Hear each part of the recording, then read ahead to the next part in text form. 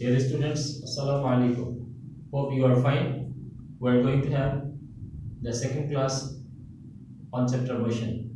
In this class, we will discuss about graphical representation. Displacement time graph. In the graph, in the figure, there are two axes, x-axis and y-axis. Time along x-axis and displacement along y-axis. Let us see here, time independent quantity and displacement dependent quantity. Time y independent quantity because time does not depend on any other quantity. Time is independent. Rather, displacement depends on time. If the time is more, displacement is more. If the time is less, displacement is less. That's why time is independent quantity, displacement is dependent quantity. This is very important that you have to remember whenever when you are going to draw a graph, that is independent quantity will be along x-axis and dependent quantity will be along y-axis. Since time independent quantity, that's why time is along x-axis, and displacement dependent quantity, that's why displacement will be along y-axis. Different types of displacement time graphs. There are three graphs here. First graph, time along x-axis, displacement along y-axis. See, the graph is a straight line and which is parallel to x-axis. That means the body has a certain displacement, but the displacement does not increase with time. That means the body is at rest. So when the body is at rest, the graph will be like this. Here, the graph is a straight line and it is passing through the origin. From this graph, we see that with the increase of time, displacement increases. And displacement increases uniformly. So it represents uniform velocity. Here, the graph is a curved line. That means this represents that the displacement is increasing but not uniformly. That is, for non-uniform velocity, the graph will be a curved line.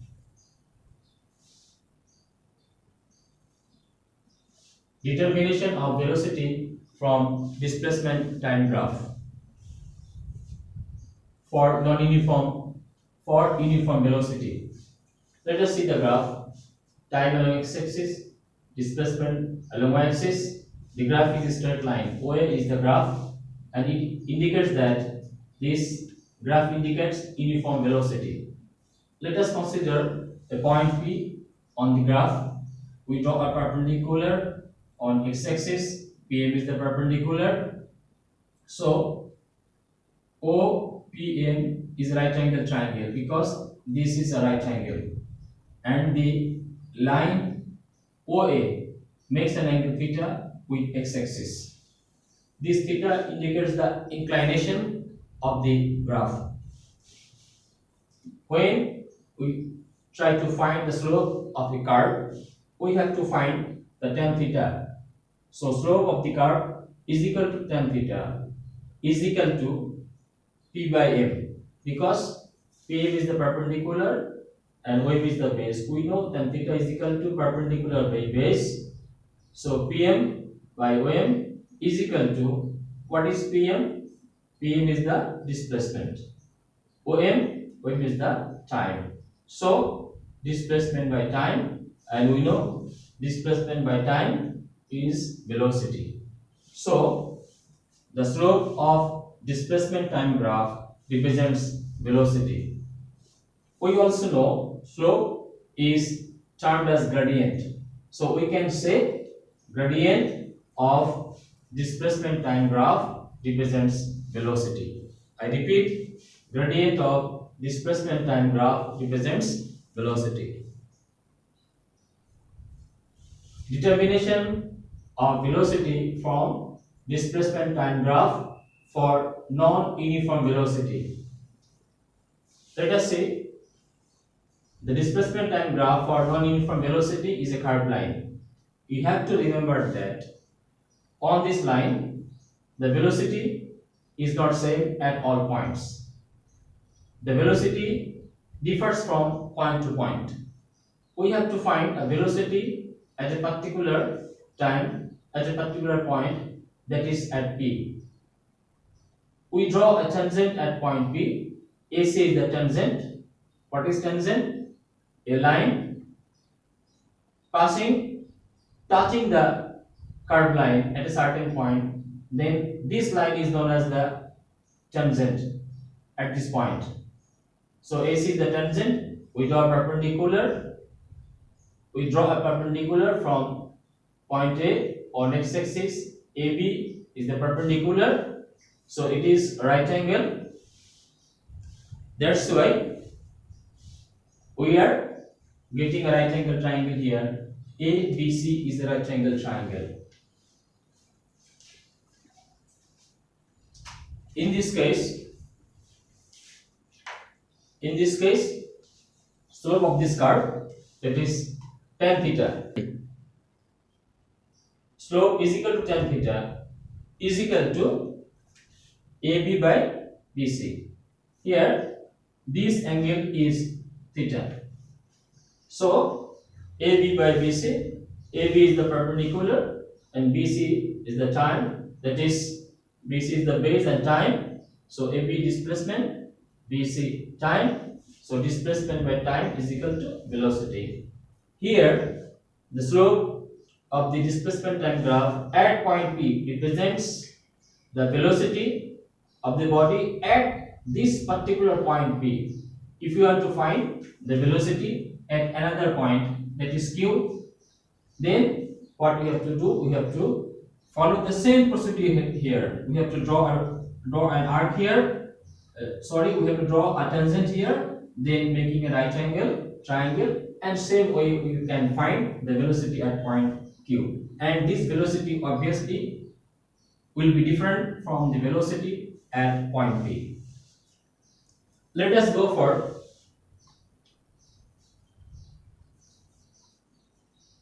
next topic, different types of velocity time graphs. Three graphs are here. Time along x-axis, velocity along y-axis. Why time x-axis along x-axis? Because we know time independent quantity and the velocity depends on time. So this is dependent quantity. So velocity will be along y-axis and time will be along x-axis. It is a straight line passing through the origin. That means it indicates uniform acceleration. It indicates uniform acceleration. Come here in the second graph, time along x-axis, velocity y-axis. It is a straight line but parallel to x-axis. That means the velocity remains same with time. That is, the body is moving with uniform velocity. So when the body moves with uniform velocity, then the graph will be like this one. And come here, the velocity at the starting time, that is at time t is equal to 0, velocity is maximum, and with the increase of time, the velocity at a certain time becomes 0. That means the velocity is gradually decreasing, obviously decreasing uniformly, and this graph indicates uniform retardation. Determination of acceleration from velocity time graph for non-uniform velocity. Here, velocity along y-axis, time along x-axis. OA is the graph which represents uniform velocity, uniform acceleration. So we have to find the acceleration from this graph. We consider point P on OA. We draw a perpendicular PM on x-axis. So it is a right angle triangle.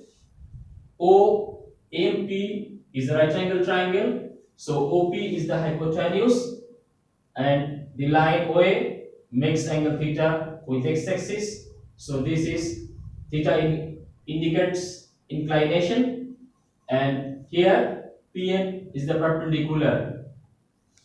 OM is the base. The slope of the graph OA is equal to tan theta is equal to PM by OM. PM is equal to velocity because PM parallel to y-axis. Y-axis represents velocity, so PM indicates velocity.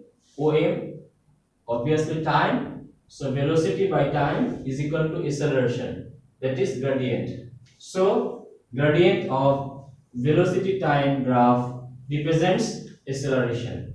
Gradient of velocity time graph represents acceleration. Determination of distance from velocity time graph for uniform velocity. Let us see a graph here. The AC is the line which indicates velocity and which indicates uniform velocity, because AC is parallel to x-axis.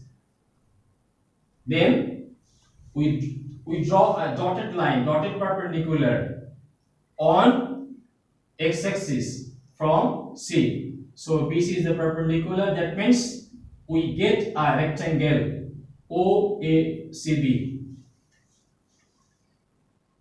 The area of the rectangle, that is OACB, is equal to, that is, we know distance S is equal to V into T. Why V into T?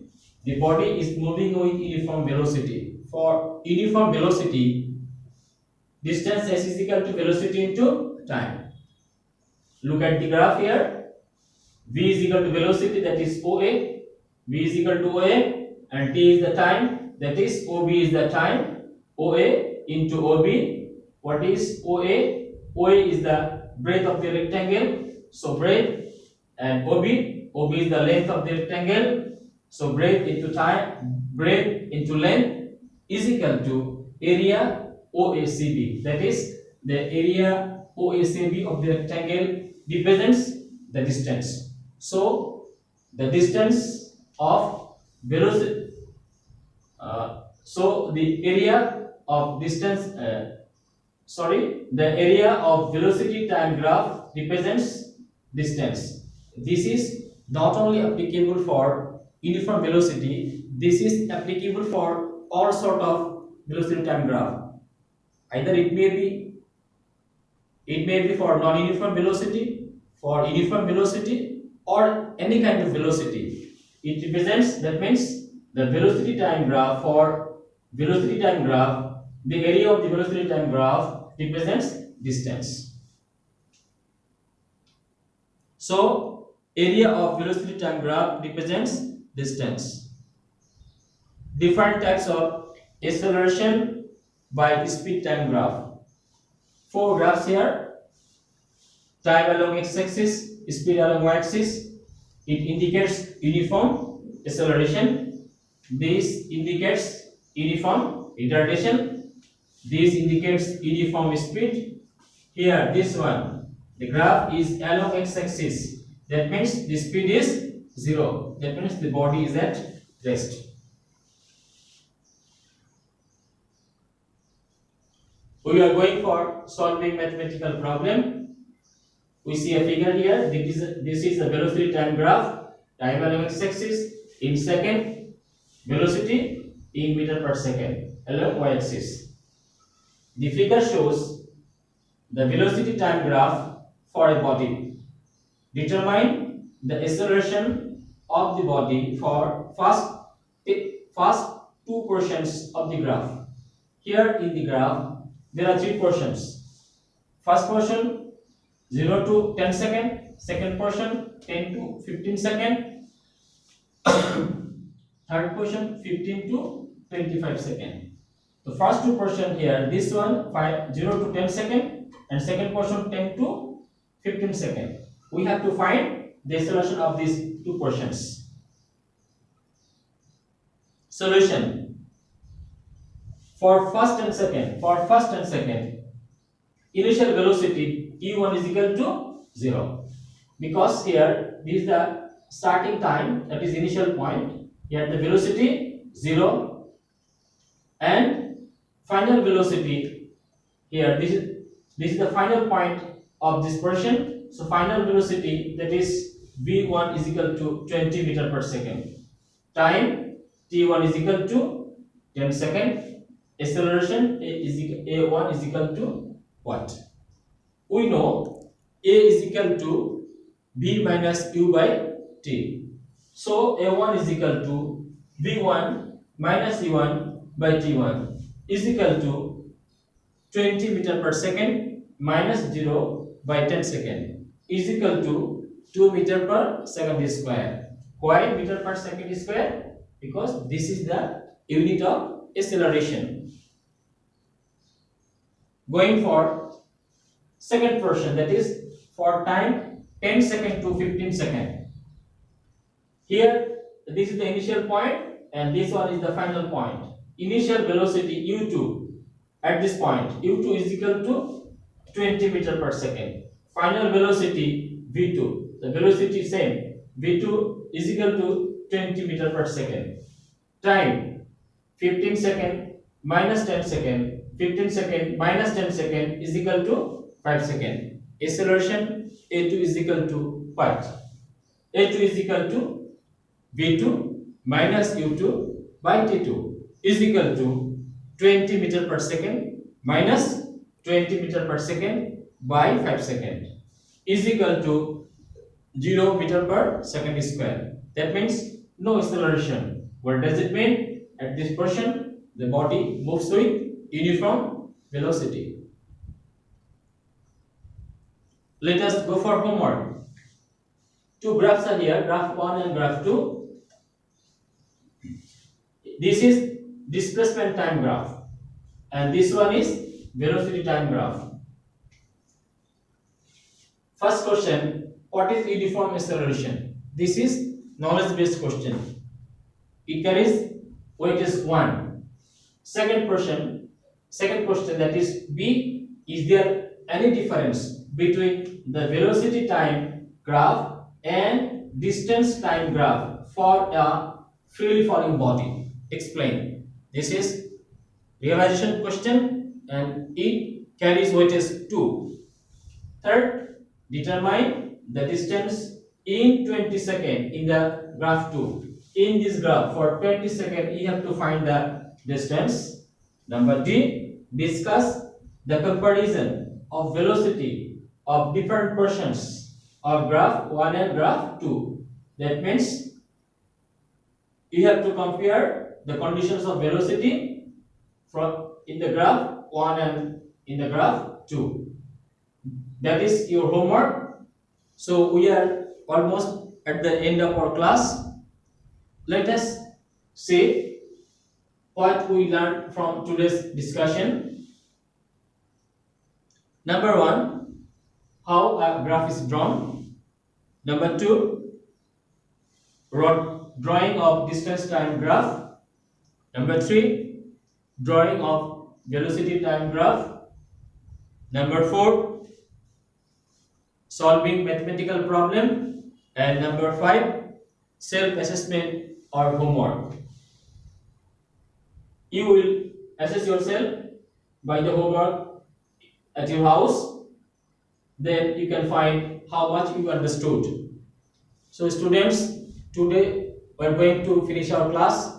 Before finishing, I give you an advice that since we are passing through a very tough situation, so to keep yourself safe, stay at home. Stay home, stay safe. Inshallah, we will meet soon in the next class with more topics. Know what today? Assalamu alaikum wa rahmatullahi wa barakatuh.